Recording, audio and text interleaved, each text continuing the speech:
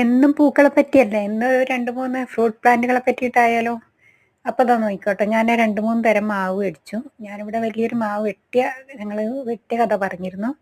അതിന് പകരമായിട്ട് 3 അരി, ഒന്ന് നാംഡോക് മായി, ഒന്ന് ബനാന മാംഗോ, ഒന്ന് കുളമ്പ് എന്ന് പറയുന്ന ഒരു തരം മാങ്ങ. അതായത് ഫസ്റ്റ് ബെസ്റ്റ് 10 മാങ്ങയിൽ പിന്നെ ഉണ്ടായിരുന്ന ആ ലിസ്റ്റിലുള്ള 3 മാങ്ങയാട്ടോ. 3 നല്ല അടിപൊളി മാങ്ങയാന്നാണ് കേട്ടിട്ടുള്ളത്. ഞാൻ തിന്ന് നോക്കിയിട്ടില്ല. യൂട്യൂബിലൊക്കെ സെർച്ച് ചെയ്തിട്ട് പലരുടെ അഭിപ്രായം കൊണ്ട് വാങ്ങിയതാണ് കേട്ടോ. പിന്നെ ഇതാ ഈ 3 വാങ്ങിയാണ്. അതിനെ ഞാൻ വലിയ കവറിലേക്ക് മാറ്റിയിട്ടുണ്ട്. 24-24ൻ്റെ കവറിലേക്ക് കേട്ടോ. അതിൽ തന്നെ നിന്നിട്ട് നന്നായിട്ട് കാഴ്ചകളും വളവും കരിയിലപ്പൊടിയും ഒക്കെ ഇട്ടിട്ടാണ് ഞാൻ ഇതിലേക്ക് മാറ്റി നട്ടിട്ടുള്ളത് കേട്ടോ.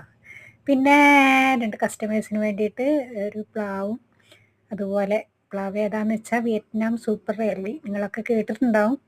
വളരെ പൊളി പ്ലാവാണ്, നല്ലതാണ്. അപ്പോൾ അതും അതേപോലെ ഒരു സപ്പോട്ട തൈയും, അങ്ങനെ 2 ഇത് ഞാൻ ഒരു കസ്റ്റമർക്ക് വേണ്ടിയിട്ട് അവർ പറഞ്ഞതിന് ഓർഡർ പ്രകാരം കൊണ്ടുവന്ന് ചെറിയ കവറിൽ നിന്ന് വലിയ കവറിലേക്ക് വളമൊക്കെ മാറ്റി ചെയ്തിട്ട് മാറ്റി നട്ടതാണ്. ഇനി അവർക്ക് അതുപോലെ കൊണ്ടുപോയി വെച്ചാൽ മതി. 2 കൊല്ലം ഇതിലേക്ക് തിരിഞ്ഞു നോക്കണ്ട. ഒരു 3-4 മാസം കൂടുമ്പോൾ ഇച്ചിരി ചാണകപ്പൊടിയോ അങ്ങനെ എന്തെങ്കിലുമൊക്കെ വളം ഇട്ട് കൊടുത്താൽ മാത്രം മതി. തീർച്ചയായിട്ടും ഒരു കൊല്ലം കൊണ്ടൊക്കെ കായ്ക്കുന്ന കേട്ടിട്ടുള്ളത്. സപ്പോട്ട പൂവൊക്കെ ഇട്ട് തുടങ്ങിയ സപ്പോട്ട തന്നെയാണ് കേട്ടോ. അത് ഞാൻ കവറിലേക്ക് മാറ്റിയിട്ടുണ്ട്.